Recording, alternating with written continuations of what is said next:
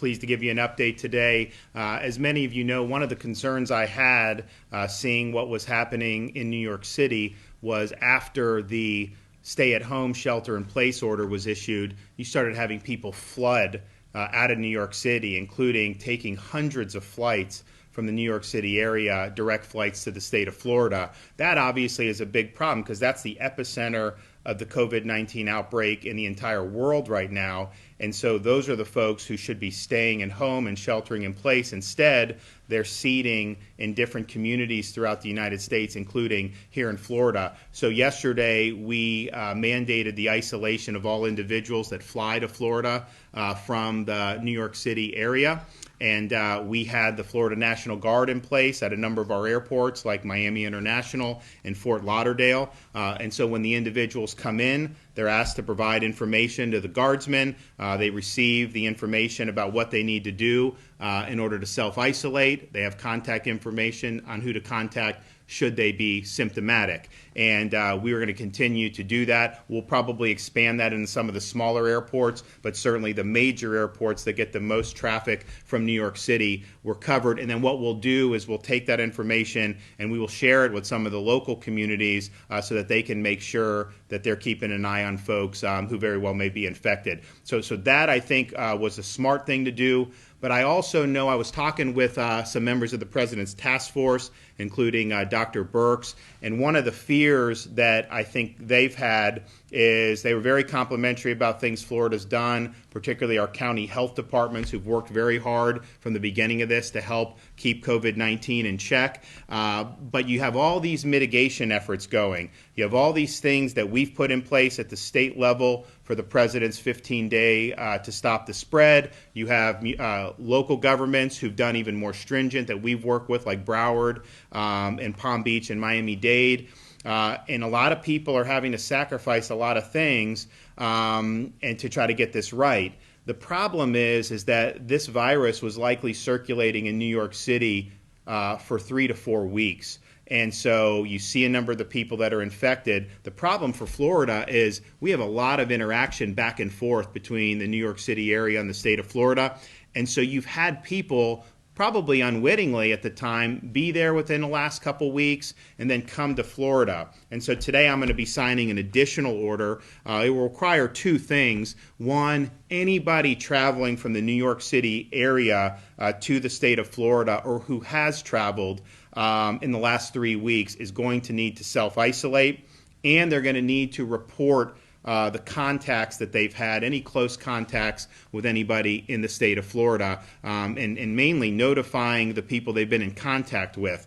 So we think that that's important because you may have had someone who got back 10 days ago. Maybe they've not even shown symptoms, but they could be infected. And if they're working with folks in Florida or interacting with them in Florida, that is a way that this virus can spread. And so this is important because after all the hard work, we don't want it to now get seeded as people flee kind of the hot zone. And, I think it's unfair that if you have people are told to stay in place and then they're not following that order. Meanwhile, you got people in towns like Youngstown, Ohio, Memphis, Tennessee, all over the country. People are kind of told to stay in their home and they're following the rules. And yet you have folks now coming from the hottest of the hot zones filtering out into the United States. So we're doing something about that in Florida, and I think that that's something that's appropriate. We're also going to be issuing, our Surgeon General here in Florida, Dr. Rivkes, is going to be issuing another health advisory. He's going to be advising that all individuals age 65 or older are encouraged to stay at home for the next 14 days to minimize their exposure. And as we've seen with this virus, the folks who are 65 and plus are the ones that have the best chance to suffer a negative outcome. And that's disproportionately so when you talk about fatalities. So we want to make sure that those folks are protected. I think the message has been for us from the beginning that if you are in that category, avoid crowds, avoid close contact. You should assume that anyone you may come in contact with could be infected, and so make sure you keep that safe, appropriate 6-foot distance or more. Obviously, the easiest way to do that is to just simply stay at home as much as possible. And I'd also say, in the nursing homes, we've put in a lot of effort to make sure these nursing homes have been protected, and the assisted living facilities, many of them are doing a really good job. We've had one problem in Broward and another problem in Duval County. We are getting word that there are a few others around the state, that there haven't been incidents yet, but haven't rigorously put in the regulations that we issued very early on.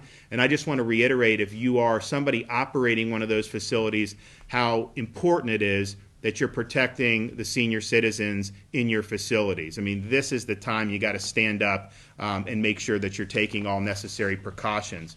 The health advisory will apply to 65 plus. It will also apply to those, regardless of age, that has a serious underlying medical condition. And some of those conditions are enumerated, like chronic lung disease, moderate to severe asthma, serious heart conditions, immunocompromisation, including those in cancer treatment, and severe obesity.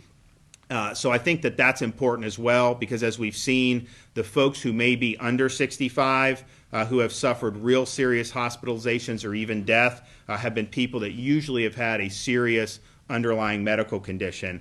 And then finally, we want to expand on some of of what we've done with some of these large groups. We banned any of these groups from beaches, but we didn't necessarily do that for things like town squares or private residences. So I'm going to expand that guidance. So consistent with what the CDC says, you should not have any social group of 10 people or more. So that means, just because it's a private residence, you should not right now be having 50 people for a party. I mean, you see these images around the country, states that are on lockdowns, they're having these massive block parties in places like California.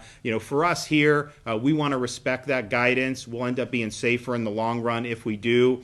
So that guidance would be for any type of social or recreational group, less than 10. Otherwise, it will violate the directive. And then we'll also direct that, and I know businesses have worked to do this, and we've worked with them to do it, but we really need all businesses, any non-essential business, to be promoting telecommuting. I think the goal should be to have at least 50% of your workforce who is telecommuting. That will help reduce density in the workplace and ultimately help keep people safe. So those are our continuing efforts to be able to keep people safe here in the state of Florida. I want to thank all the folks in the medical profession who are working very hard. We are pushing out more and more PPE as we get it. We've put out a lot of the N95 masks. We're putting out more and more every day, and we're going to continue to do that because we know how important it is. And we just want folks to be able to stay safe. Now's the time to take care of yourself, stay away from crowds, stay at home as much as you can, and do the right things for yourself and your community. So with that, happy to take a few questions. How's the state going to enforce the self-isolation for people from the tri-state area? So that's why we're taking the information. So they will have to provide a residence that they will be self-isolating in, and obviously, you would be able to follow up accordingly. So I think most folks understand that they need to do this, and I think most folks are going to be compliant. But there is teeth in this to be able to hold someone accountable if they don't. So as a former Northeasterner, and I go back pretty much every year, but I've never been to the Northeast back and forth to Florida without stopping in Atlanta. So how are you dealing with those travelers that are coming in? No, so we're looking at that yet. So we're trying to any initial New York destination to go through. But I think what happened was, that's generally true, you would have to do it. But what happened was, once this whole epidemic really started to flare and things started shutting down, the flights really went down. I mean, there were not a lot of flights. And then what happened was, when the shelter-in-place order was issued in New York, the flights, because there was a huge demand. So they went from doing 20 flights to Florida to doing 120, then 160, and then yesterday they did 197 flights. Now that's now going back down, and obviously we're going to have people there to be able to police that. But this was an immediate response to the shelter-in-place order, and that's part of the challenge. I mean, these measures have never been done in modern American society like this. When they're put in place, the question is what then happens after that? Are people just going to 100% comply? Most of the time, people will change behavior and do something. And so this was an example. When that order came down, people started really flying and dispersing across, and probably many of them drove different places as well. But those flights all of a sudden became the hottest ticket, and there was just an inordinate amount of them. And it is mostly South Florida, but I would say we saw 30 to 40 flights a couple days direct to Orlando. And so we'll make sure we'll work with those folks as well. Governor, you had conversations with the incoming and outgoing legislative leadership today, according to your schedule. Do you plan on bringing the legislature back, or can you share more what those calls were about? I think it was just a general update. I mean, I gave them the update that we were going to be doing the executive order. I told them there was a concern from the White House task force, and then obviously in my administration about how people may be fleeing the hot zone and bringing the virus to Florida. And they agreed with the measures. And we've all just, I think, agreed to say, let's just get through this. We'll get through the 15 days. There'll be some type of pivot. We'll look to see what happens there. I am somebody that believes that that it's not really I mean, it will be a negative on the economy, but it's not like you're snapping into a recession because something happened with business. I mean, it's kind of just the economy just kind of stopped for a little bit. And the question is, can we just get it to start and get going? And we'll see what that looks like. I want to get back as soon as possible because I think some of the effects of these people who have been put out of work and who've been laid off, no one's really talking about them. But, those are folks who were doing the right thing, and now they're in situations where their family's future may be in jeopardy. And so we've got to keep them in mind. But I will tell you, these unemployment numbers, I mean, we would typically get, as you know, our unemployment rate in Florida the last time before this happened was 2.8%. We would get 250, 500, 1,000. It would vary kind of unemployment claims every day. These numbers we've seen lately, 21,000 unemployment claims yesterday, 18,000 the day before. On March 20th, another 21,000. So this is a huge increase, and it just shows you how so many people have been dislocated. We're working on getting them the relief. We want the federal government to do stuff as well. But man, that's not only going to have an economic cost, that will have a health cost unless we work hard to remedy that as soon as possible. The president wants to reopen the nation by Easter. That's what he's saying now. Does that align with your timeline for the state of Florida? Well, we're going to really work with the president and see what his team puts together. My view on just looking at this, it seems like, you have some people that say, oh, this virus has much ado about nothing, don't even do anything. And I was never in that camp because I said back in January it was a serious public health threat. Then you have some other people say we can't do anything, we've just got to lock down and just, maybe 9 months or whatever. And I think both of those are false choices. I mean, clearly we've got to do something about the virus, and there's no way a 9-month shutdown would possibly be sustainable. So I think the question is going to be, let's work to blunt the force of the virus. Let's protect those folks who could be most in jeopardy of really negative health impacts. But let's also get society functioning so that the overall public health is better, because when people are employed and they're able to put food on the table for their family, that's better. I really worry about suicide, drug abuse, alcohol abuse, domestic abuse, child abuse, if this is allowed to go for months and months on end with nothing. So I think you can do this in a way that is going to really continue to let us make progress on the virus, but will also allow the society to function again. And here's the thing. People have changed their behavior with this now.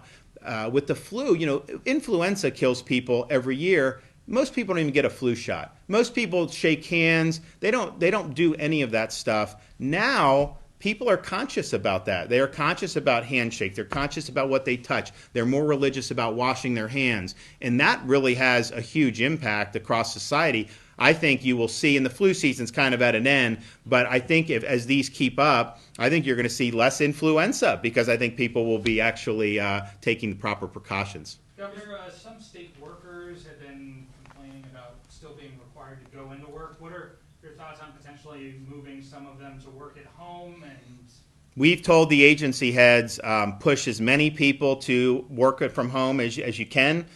We think that that's a good policy. I know many agencies have done it.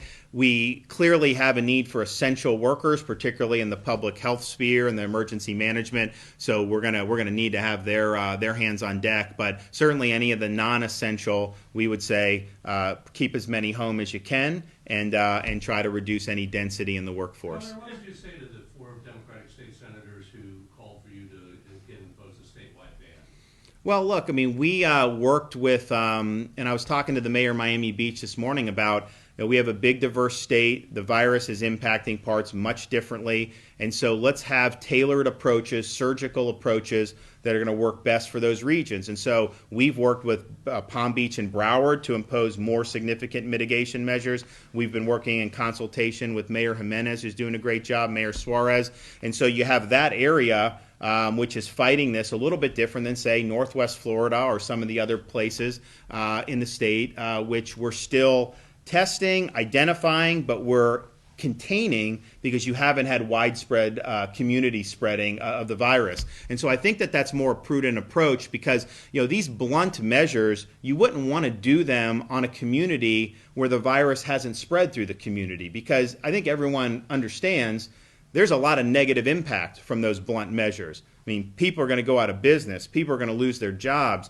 There's going to be upheavals in their lives. And that is something that we should not do flippantly. And so some of the measures have been tough, and we've put in everything the CDC has said, I've put in statewide. Remember, the CDC has not said do a statewide lockdown. And I also look at some of these other states that have done it, and I see massive noncompliance, and I'm not even sure how effective it is. I mean, if you're doing a big block party in California during a lockdown, wouldn't it be better to just go to work? I mean, you're probably going to transmit the virus less in the office than you are with a bunch of drunk idiots in a block party, everyone having a good time. So I just think you got to think these things through. But we've been willing to work with any of the local communities, but I think it's been a surgical approach. It's been an approach that's been in consultation with these folks because they understand what's going on in their communities, and I think we can tailor it accordingly. But I definitely think some of the measures that have been done, even the statewide, when have they ever been done in Florida before? I mean, this is really something that we haven't seen in a long time.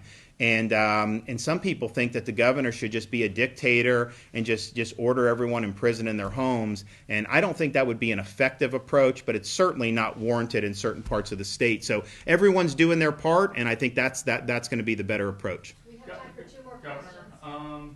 I'm going to get a paycheck next week. You're a state worker, you might actually get a raise. We've given to charity.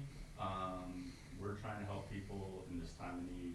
Where would you recommend people spend their resources if they have them to do that, and have you personally made charitable contributions? So I think you need to support local businesses. And so, for example, there's no in-dining restaurants per the CDC's guidance. And so they are open for takeout, and people will go in and grab that and do it. Sometimes there's a longer line in the takeout, which is more dangerous than if you sat people apart, but that's another story. But at the end of the day, you are not going to be able, particularly the mom and pops, you're not going to be able, in a business that already runs on thin margins, just be able to do that indefinitely. So some of them are just barely staying afloat. Some of them may not be able to stay afloat. So what I would say is buy a gift certificate from some of these places, order food from some of these places, understand that they are being negatively impacted through no fault of their own. They're taking a major financial hit for the health and safety of the rest of society. So anything you can do to help with that, I think would be good. And I'm going to look at what we can do both personally, but I think also, as elected officials, the parties need to be given. So I'm going to be pushing the state party to do some stuff. And then for the emergency management, they bring food for the workers, and I've said you better make sure you're helping these local businesses here in Tallahassee. So we've got some of these that we know, and we want to support them. Yep. What do you know about this cruise ship that's heading for Port Everglades that reportedly has a bunch of sick people on it? Well, so if they're sick people, we obviously, anybody that's infected, it's not going to be appropriate to release them. As you know, we don't run the ports. That's a local thing. Our guidance has been you can't release a cruise ship if somebody is tested positive for COVID-19. Somebody simply has flu-like symptoms, you're going to need to keep them on the ship until we can determine whether you have it or not. And I think that that's the only reasonable thing to do. Thank you, Governor. Okay, thanks.